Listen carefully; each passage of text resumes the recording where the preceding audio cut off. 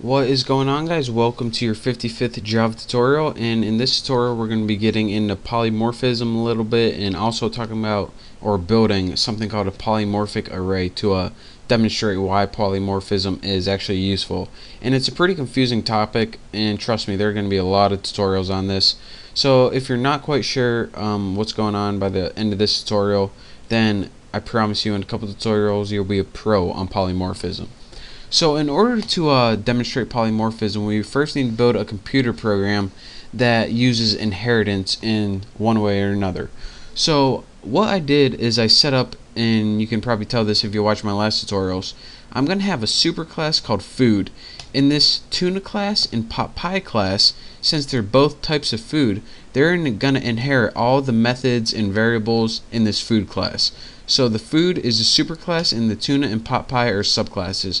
I already put extends food, and what extends food does is use an inheritance to inherit everything from food. But you should know that already if you watch my other tutorials. Just for the people who just started, that's what I'm doing. So now let's go ahead and build a basic method called eat in food. So void eat won't take any parameters, and what it will do is pretty much go system print a line, pretty much system out print line, and it's gonna say, did I get that right? System out print line. This food is great. And now what tuna and pot pie does, anytime you call the eat method, it would say this food is great. Now that's nice and all, but another thing about polymorphism, and I'm just going to do this for demonstration purposes, we can overwrite the eat method. That if we put it in the tuna class and called it, it'll say this tuna is great now. And let's just do that one more time with pot pie. This pot pie is great.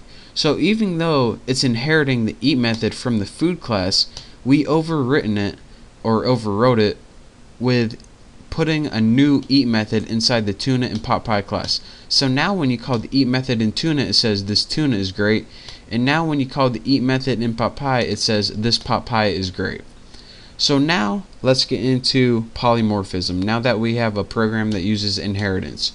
What polymorphism is pretty well. First, let me describe to you how we built reference variables and objects before.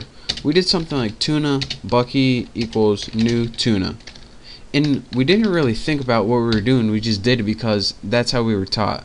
But if you're wondering, alright, why do I need to put tuna right here and tuna right here as well? Shouldn't I only have to put it once to know that I'm talking about that class? Well, the thing is, well, first let me go over what these are. This right here, Bucky, is the reference variable. That means whenever you refer to the variable Bucky, you are referring to controlling the stuff in this class or object, which is tuna. And this pretty much is the data type. So it can control the tuna data type, and this object is of type tuna. But another cool thing is you can do this. And this pretty much is the intro to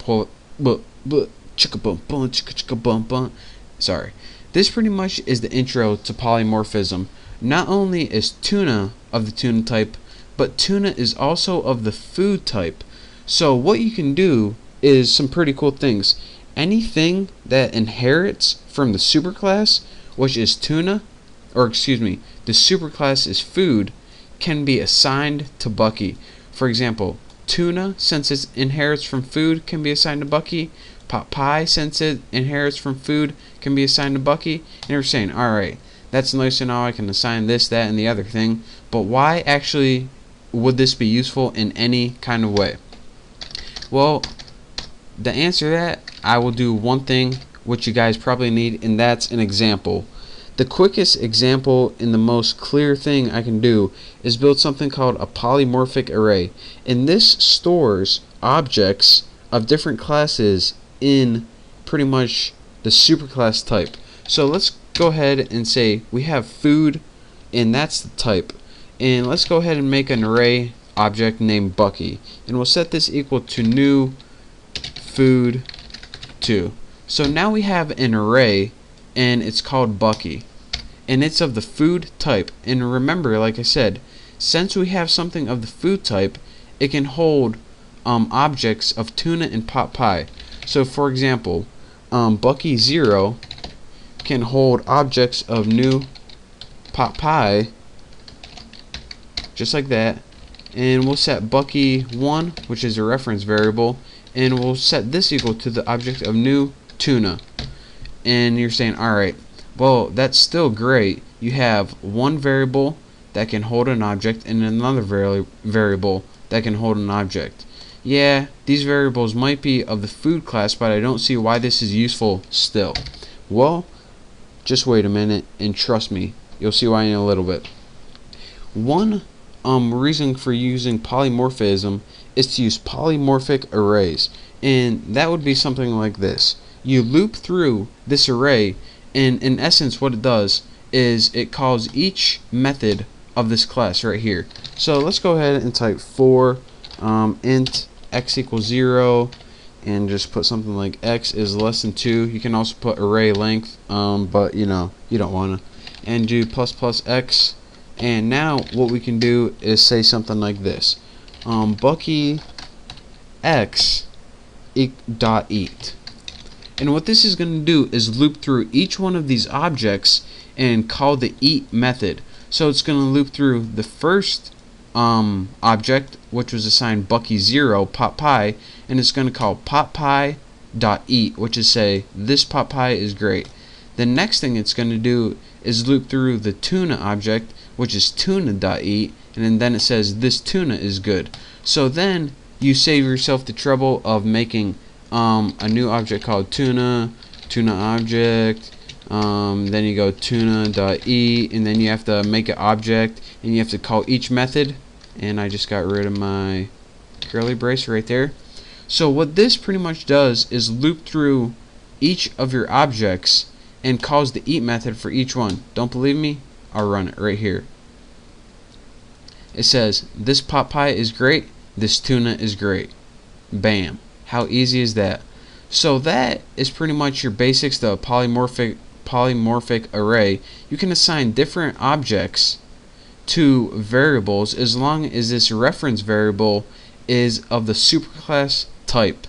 And that way, instead of having to build a new object for each one of your having to build a new object every time you want to use a method from that thing, you can build one reference variable of the superclass and assign it to objects of the subclasses and just loop through them with a polymorphic array. So how cool is that? And I know it's really confusing at first, but once I show you some other examples aside from polymorphic arrays, you're going to understand exactly how to use this, how it works, and you'll be a pro at it. So for now, thank you guys for watching. Don't forget to subscribe, and if you have any questions, just leave me a comment and I'll try to answer them. So thank you guys for watching again, and I will see you next time.